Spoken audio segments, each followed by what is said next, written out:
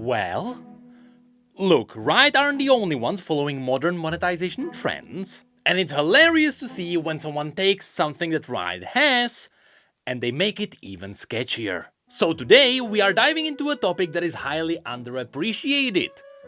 Legends of Runeterra. I know, how many of you had that on your bingo cards? So, there are two things that happened around our favorite card game. And surprisingly, neither of those are connected to Riftbound. First of all, we got a news update. That's right, about a week ago we got a video where Riot talked about what's happening with the game. Since many of you may not even know what Legends of Runeterra currently is, well, you might be surprised to see that over quite the time it was turned into a pretty good roguelike. This was a shift that was not so easily achieved, but if you are into the niche of roguelike card games, this might be the game for you to play, especially since the last time you might have played it, it was heavily focused on PvP. In fact, against all odds, this game is now getting a little bit of a secret resurgence because it was turned into a good roguelike without anyone knowing it. There is an excellent video on this topic on the No Shoes Vlad channel. Anyway, as a result, the dev team is focusing on the roguelike mechanics, such as the new Glory Store, which is going to be part of a newly enhanced progression system. Besides this, the devs confirmed that the players are actually engaging with the events quite a bit. Currently, there is the Rogues of Runeterra event happening, which is a draft version of the classic adventures, and so the devs are more likely to explore these areas going into the future. In fact, speaking of events, in the next patch, the Arcane theme is coming back.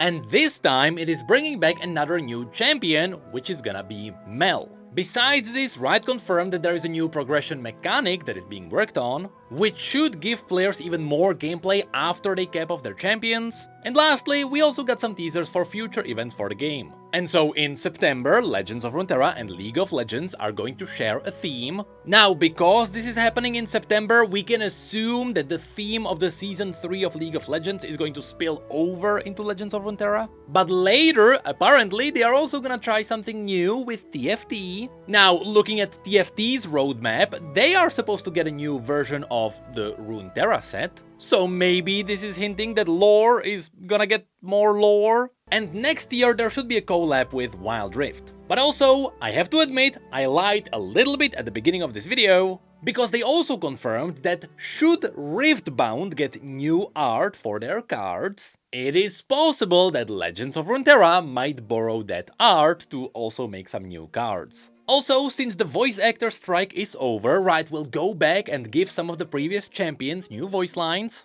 This should mainly focus on the Legends of Runeterra version of Warwick and Fiddlesticks. And at the very end, Meddler confirmed that the Path of Champions direction was quite successful for Legends of Runeterra. And so, looking into the future, it is safe to assume we should be expecting more roguelike gameplay.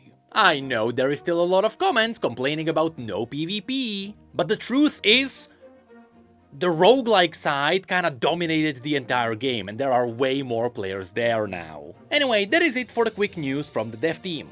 As you can see, most of the old focus had to take a step back, which also includes the old approach towards monetization.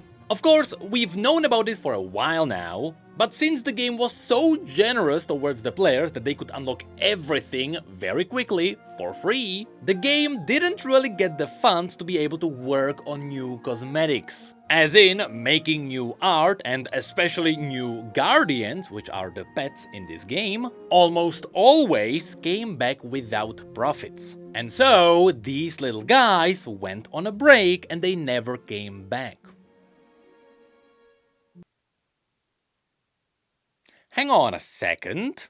Garrosh is canon in Runeterra's universe? So, this is not Legends of Runeterra, this is Hearthstone, where Hearthstone is currently trying to do what Legends of Runeterra did, with quite a few turns in the positive direction, as well as a hilarious twist towards Diablo Immortal. Now, I have to say, I am really curious to see how Blizzard pulls this off, because who knows, if this is a success, maybe Legends of Runeterra will tackle it too. I'm pretty sure we don't want that. And here's why. You see, it's been a while since I've played Hearthstone. The last time I've played was before Battlegrounds came out. Since then, the game got a new audience around the Battle Royale game mode. But besides that, Overall, surprisingly, when it comes to its popularity, Hearthstone stayed pretty equal to Legends of Runeterra. The only reason it is still doing better is because its monetization is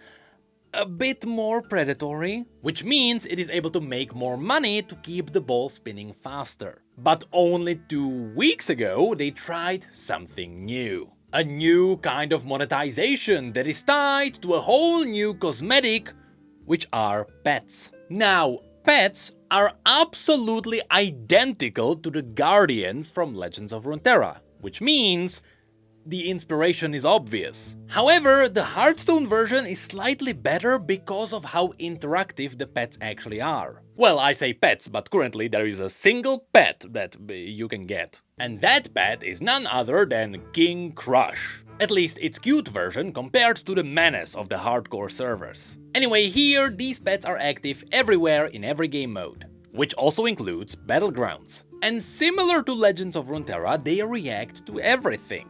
Taking damage, attacking, stuff like that. So far, nothing revolutionary. However, unlike Legends of Runeterra, where people communicated with stickers, Hearthstone only has those preset emotes, which means the pets can have a special animation for every one of those emotes. And I'll be honest, those animations are good, but again, it is just simple animation, so nothing too crazy. The part where it all turns, however, is where Blizzard combined this with their interactive boards. In this regard, Hearthstone was always slightly ahead of Legends of Runeterra. I simply prefer their interactions more, but with the new pet, not only can you pet them, just like you can in Legends of Runeterra, but you can also feed them. And you can play with them. But those are not just set animations. It is all reacting to your cursor holding the toy. And even though it sounds dumb, it is all of these details that make gameplay fun in any game. And so this small thing actually makes a big difference. But even after you're done playing, if you win, there is a new special winning animation, meaning that future pets will likely get something new as well. But that is still not all. There is one more thing where Blizzard is ahead of Riot, and that is unlocking skins. You see, it turns out in Hearthstone, as you play with the pets, you unlock special variants of them. In a way, you are leveling them up. And so even after you acquire the pet and you play with it a little bit, the game keeps it fresh. So if you take a step back and you have a look at all of this in a single picture, it seems like Blizzard is ahead of Legends of Runeterra, which is where the catch comes in. Because you see, all of this is only going to be successful if people buy it. And in modern gaming, there are two ways to pull this off. Either you release a product that is good quality for good price, though this only works if your game is really good and people feel justified with their purchase. And unfortunately, this is not something that may work for something like Legends of Runeterra or even Hearthstone. Their popularity is fine, but it is not so big it is gonna carry the entire monetization. So instead, modern games tend to go towards That's right, they are targeting whales in gacha systems. Now, over the last few years, one could say that Riot became good at implementing gacha into their games. And by good, I mean that they are able to make profits with it. Pretty sure most players still don't appreciate it though. And so it's funny to see that after Blizzard took Riot's cosmetic, they put it into its own gacha machine, and somehow they managed to make it even more predatory. I mean, look, gacha systems are getting more and more popular. From actual gacha games to League to TFT to horses.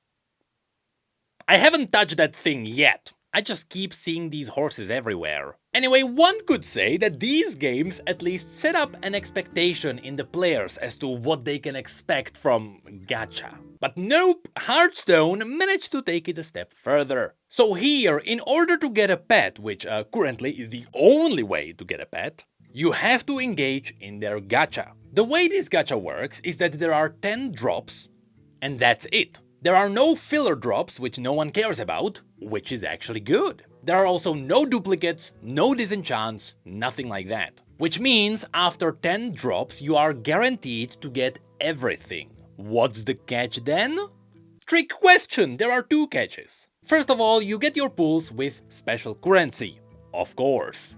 The first pull is free, but then you have to spend 200 rune stones for a pull, which is about $2. Which should mean that in order to get your 9 remaining pulls, that would be about 1800 rune stones, or $18, right? Well, here comes the first catch. You see, the first pull is 200, the second pull is 400, the third pull is 600, and so on. At first, every new pull is gonna be 200 runestones more expensive than the last pull. But later, these price jumps go up to 500, with the last pull being 2000 more expensive than the previous one. Meaning that in order to get your 10 pulls, that is actually $160, instead of the $18 that you would expect. But that's not all.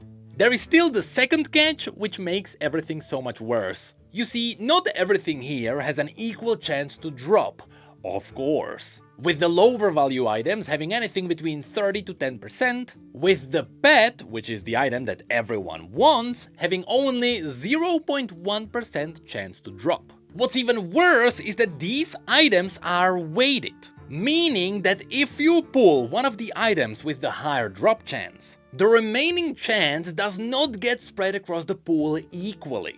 It will go towards the low value items first, so that you pull those first. Meaning the entire system is designed in such a way that you always pull the pet last. And of course, we all know that the jump to the very last purchase is the most brutal. In fact, on Reddit, people did calculations and simulations and they figured out that there is 91.5% chance that you pull the pet last. Meaning that the price of the pet is $160. But even if you're in the lucky 8.5%, the chances are you didn't pay $160, but because the system is skewed, you paid about $108 instead. Which brings us back to the full loop. Here we have Blizzard trying something new, which is testing the ground for Riot. And I wonder if they are gonna be successful with this. Because look, if this actually becomes a success, I wouldn't be surprised if the Legends of Runeterra audience was willing to bite a bullet on monetization if it meant more content. But if this doesn't do anything for Hearthstone and it only damages it, then hey, at least the ground is tested for Riot. Either way, it seems like these two games are at it once again with their big rivalry. And I mean, it is true that these games are closer to each other than they actually realize. They are both based on big fantasy universes, and they both suffered from quite a few retcons.